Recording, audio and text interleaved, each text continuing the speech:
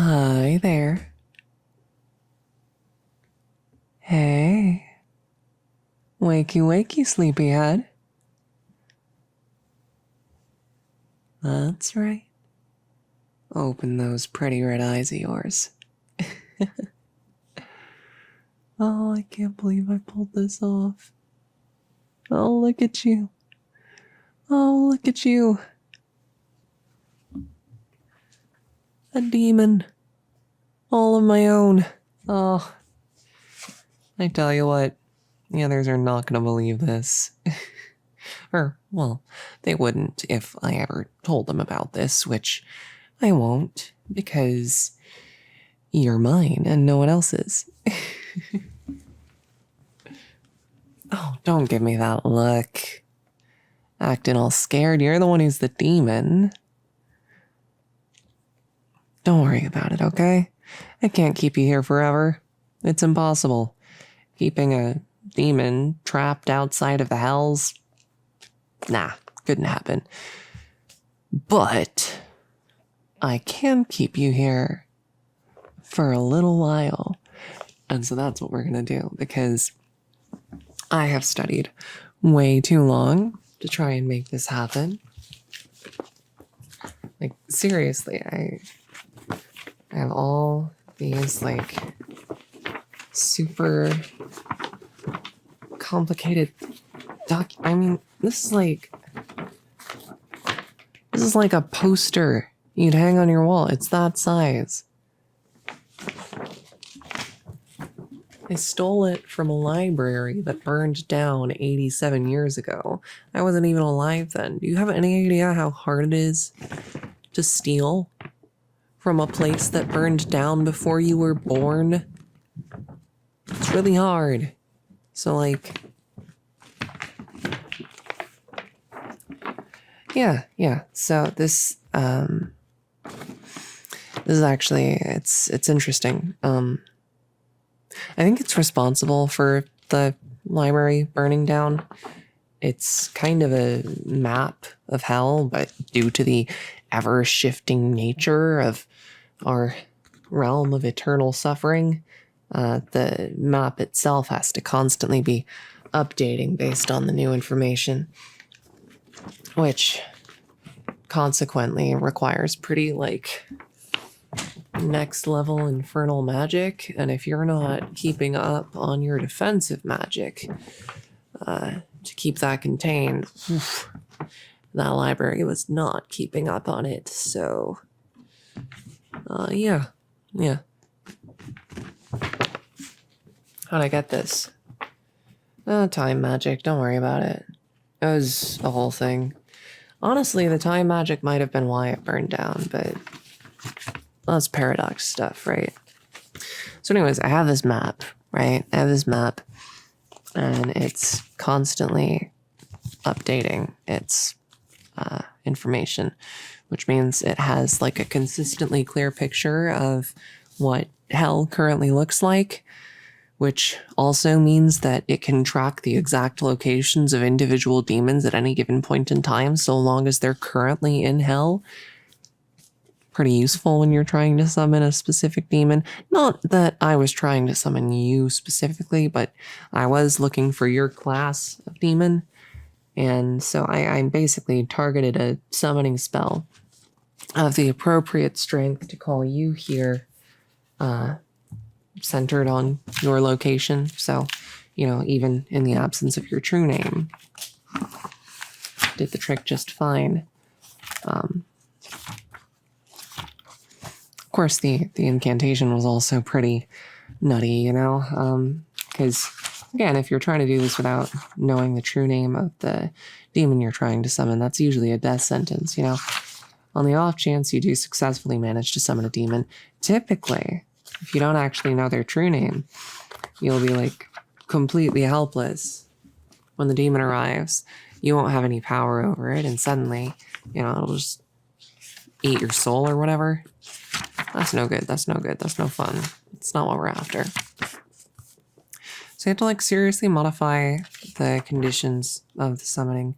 Essentially, what it has done is it's bound us in a pact of equivalent exchange, which essentially means you can only do to me that which I do to you.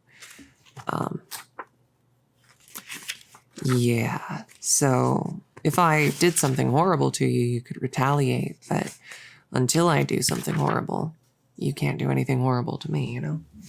It's pretty clever, right? I thought it was clever.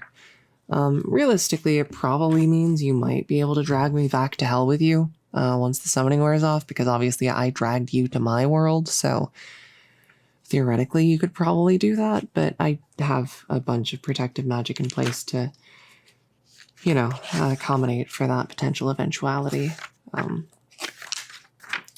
Anyways, that really isn't what I'm here for. It's not really what this is all about.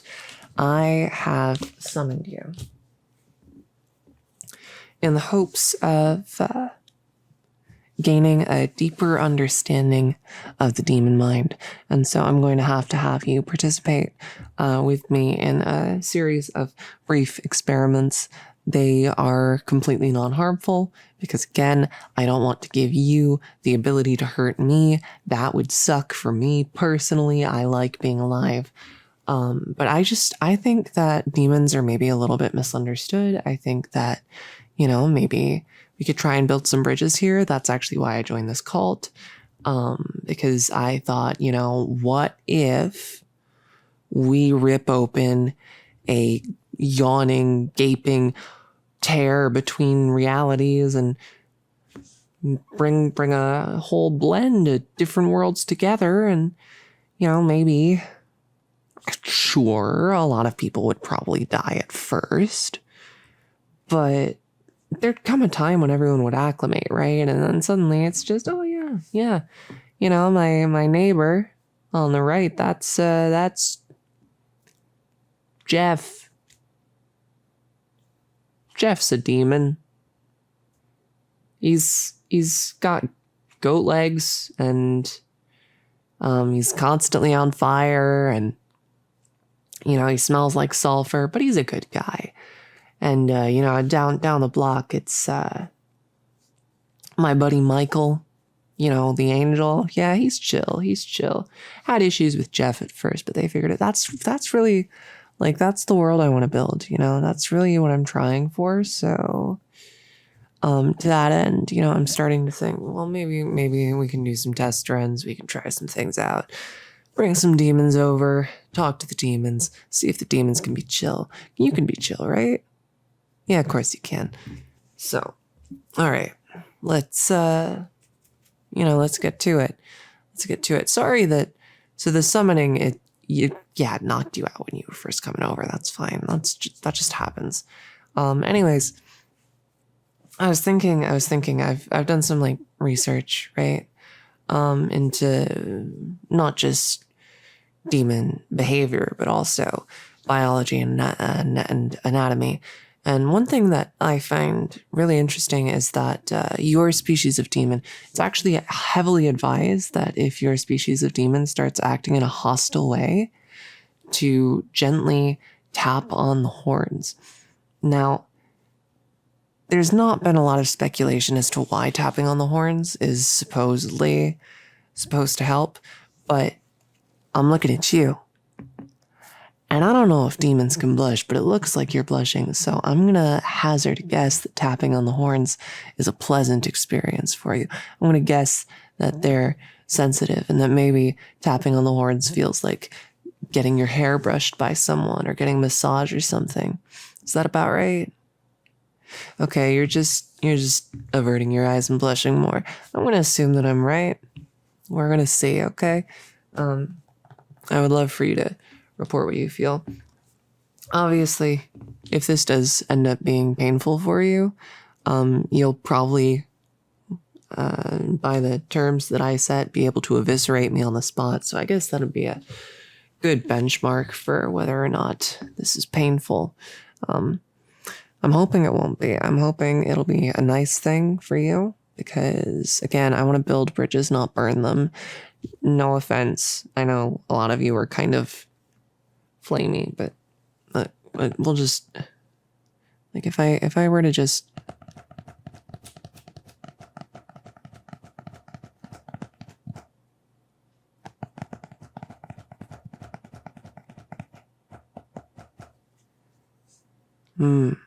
interesting. There's a little bit of squirming there. And definitely blushing.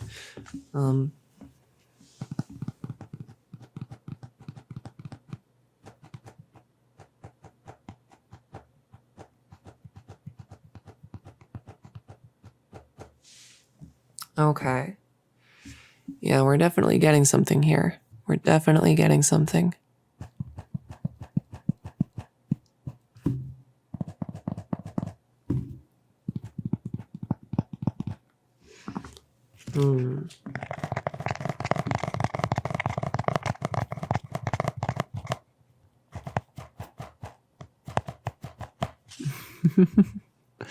Sorry, I gotta mess with you a little bit. You're making some really cute faces. Did you know that?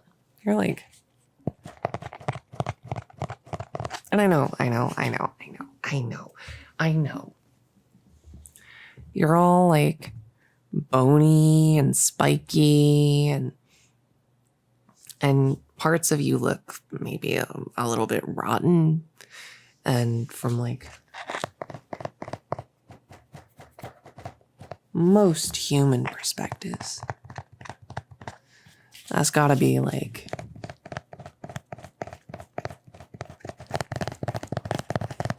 not great. But if we're talking from a demon lens, you're kind of a looker. What can I say? You know, I'm trying to meet you where you're at. I'm trying to build an understanding. And you know, I think there's something to be said about this. I think you're looking mighty cozy right now. Yeah, you are. So, horn thing, that's a positive, yeah. You know, it's a real shame I don't actually speak Infernal. It would be very useful for this, but the language is fundamentally impossible for any mortal that hasn't sold their soul to learn. And I currently have no interest in selling my soul. I probably could have asked one of my cult buddies to help out with that, but they all have ideas about demons, and I don't want their ideas about demons to, you know, taint the integrity of this experiment. So, unfortunately, it's just gonna have to be the two of us, you know? That's okay. That's okay. I think we are working it out. I know that you can understand my speech, even if you can't necessarily make the requisite sounds to speak most mortal languages with your particular vocal appendages. So with that in mind, you know, I would like to actually offer you something. This is another feature of the spell, is that deals made are binding.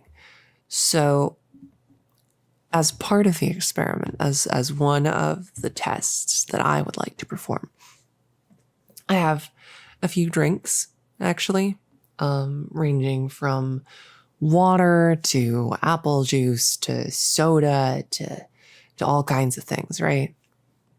And I'm going to give you some of each of them, and you're more than welcome to drink any of them that you want. This is going to be a really simple test run for an experiment that I'm planning later, where I'm planning on providing a demon with earth foods. But given the temperature in hell, a lot of liquids don't stay liquid very long. And so I was interested in seeing how you might react to various beverages, and if you might enjoy them. Okay. So I'm gonna start by just pouring you some water. Okay, because I know that's got to be a rarity where you're from. There we go. All right. So let me just.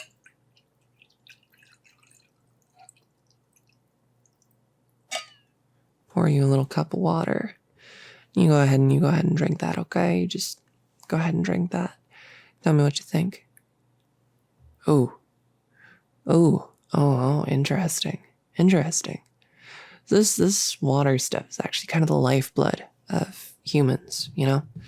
But you seem to be reacting very strongly negatively against that. Okay, we're gonna empty the water out of your cup. We're gonna just no more water. My apologies. No, you're getting a little bit riled up. I'd like to remind you that we just made a binding agreement, okay? I'm going to feed you drinks. You're going to nod or shake your head to show me whether you like it or not. You were the one who took the drink just then. You were the one who took the drink. I did not force the drink down your throat, meaning I did not deliberately and knowingly cause you harm. I didn't even accidentally cause you harm. You caused yourself harm by drinking that, okay? Okay. See, one of the important things when it comes to negotiating with demons and the like, you gotta know your contract law. You gotta read the fine print. I made this contract. I gave it a lot of thought. I talked to a lawyer. It was a whole thing. So yeah, no, you poisoning yourself with water, that's unfortunately by the terms of the contract, that's on you. That's your whole deal. Sorry. That's just how the spell works.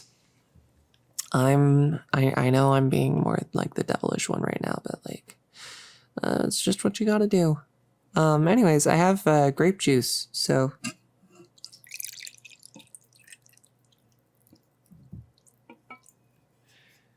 I hope the grape juice is a little bit more. Okay, you're kind of doing this little like back and forth thing with your head, but it's not like nodding or shaking your head really. Is that like kind of so-so? Interesting. Well, that's really interesting. Because you would think like, okay, grape juice, that's still got a lot of water in it, right? But I guess maybe you just like it because it's more flavorful. Maybe there's something about strong flavors that are some form of indulgence, which is arbitrarily decided to be like sinful or whatever. And so when you're enjoying something and it tastes good, that makes it more sinful, which then makes it more palatable to you.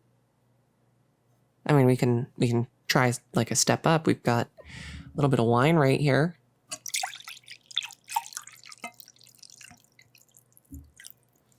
I've also got some communion wine that I maybe pilfered.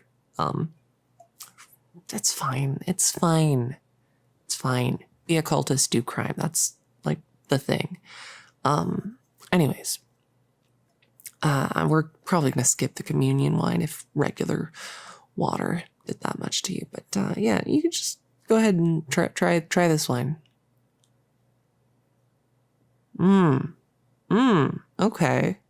Okay, maybe that theory is actually onto something, because you really chugged a lot of that down, huh? Okay. I'm down for that. Let's see, what else do we got? We've got, we got some sody pop. What do you think of this? I just pour a bottle of that in there. How's that look to you, huh? Is that appealing? Does that sound yummy? Yeah, it is fizzy. Oh, you made such a weird face when you tried that. You never had a carbonated drink before, have you? Oh my goodness. Oh, that's precious. Demons are so cute. Do you know how cute you are? Like, okay, you're gesturing at your face, but I'm just seeing a cute demon. I don't know what you want to. convey to me by doing that. You know, you're cute. Demons are cute. Yes, you're very big and scary as well. Totally. So scary. I'm scared. I feel so threatened by you. Oh, I love demons so much. Oh, I swear. You know, back in college, I actually tried to make my whole like thesis about demons. But well, demons aren't real. What are you talking about? You're crazy. Get out of here. I don't know. Well, egg on their face. I'm talking to a demon, and you're adorable, just like I thought you'd be.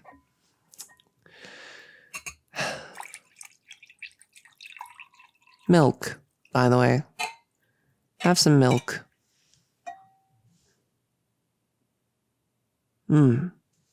Okay, interesting reaction to that one. Definitely less visceral than the water. Definitely a lot less visceral than the water. Okay.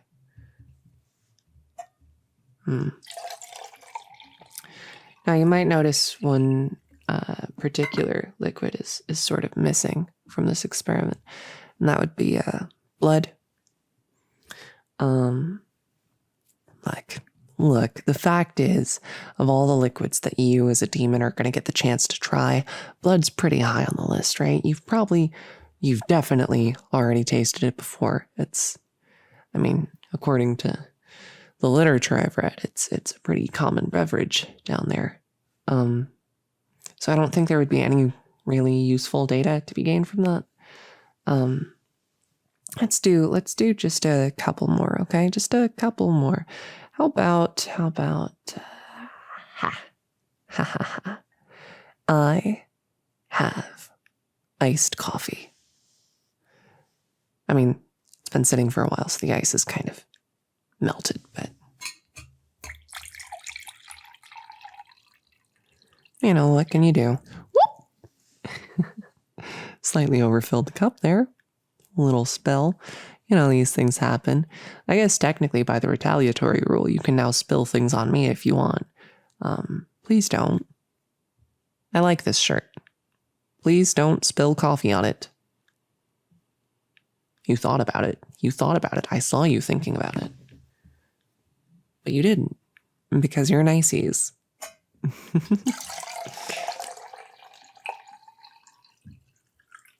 So that was the coffee. Was it good? You like that? Yeah, I bet you would. Everybody likes coffee. Who doesn't like coffee? Like, seriously. Okay.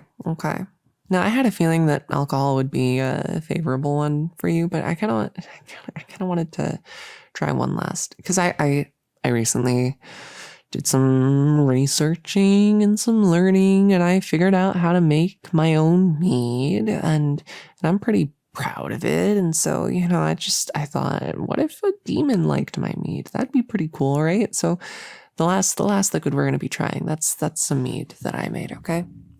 So please continue to be niceys. Okay?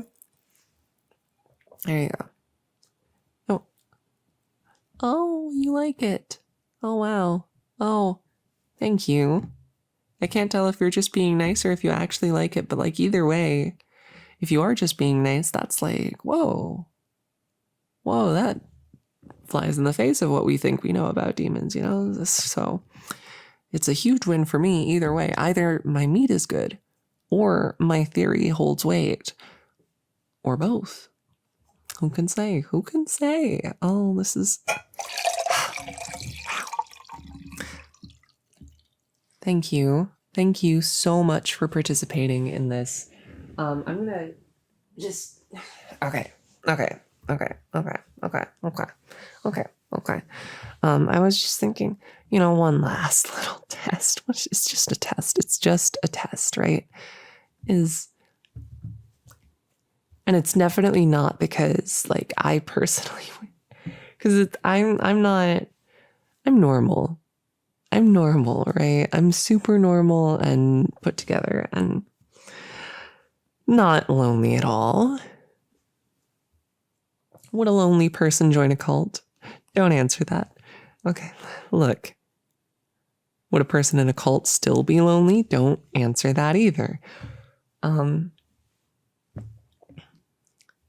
Would a lonely person try to bridge the gaps between multiple different worlds and create a weird blended singular world for the sake of bringing everyone together? Would a lonely person do that? Yeah, a lonely person would do that. Okay, anyways, this has nothing to do with me being lonely, and it's everything to do with an experiment. Hold me? Please. The summoning shouldn't last too much longer, probably just like a couple hours. But it'd be cool to like, I mean, I tapped your horns and you liked it, right? Which means that physical affection is on the retaliatory rule should, so you could hug me and yeah, like that.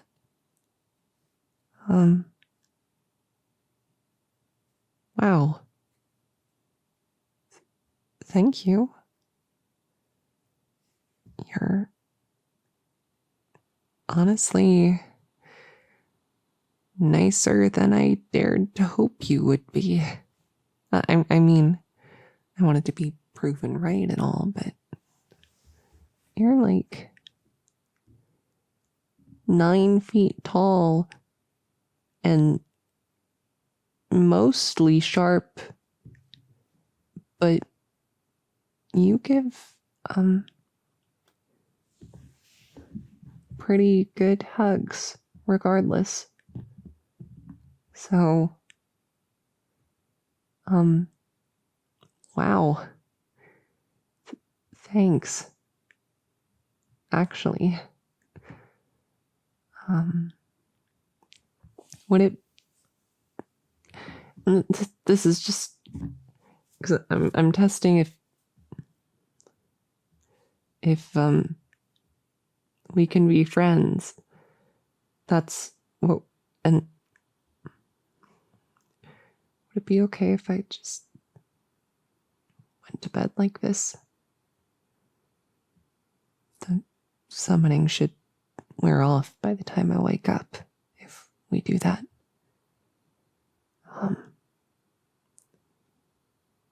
Could make it a deal. I get snuggles, and you get to hold me until you're brought back to hell. It's a deal? Cool. Then, thanks for being such a mostly willing subject. Thanks for being a good sport, I guess, is what I'm trying to say. Really means a lot. Thanks, Demon.